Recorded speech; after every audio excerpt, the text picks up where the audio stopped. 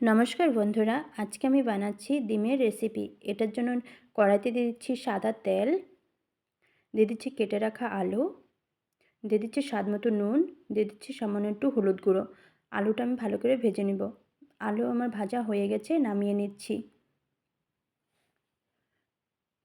কড়াইতে দিয়ে দিচ্ছি কেটে রাখা ক্যাপসিকাম, দিয়ে দিচ্ছি স্বাদ মতো নুন। ক্যাপসিকামটা আমি ভালো করে ভেজে নেব। ক্যাপসিকাম ভাজা আমার হয়ে গেছে, নামিয়ে নিচ্ছি। কড়াইতে দিয়ে দিচ্ছি ডিমটা আমি ভালো করে ভেজে নিব।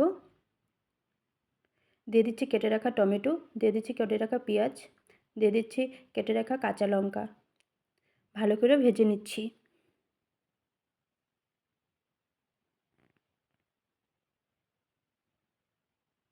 দিয়ে দিচ্ছি স্বাদ মতো নুন, দিয়ে দিচ্ছি সামান্য একটু শুকনো লঙ্কার গুঁড়ো, দিয়ে দিচ্ছি ভেজে রাখা আলু আর ক্যাপসিকাম। ডিমের রেসিপি আমার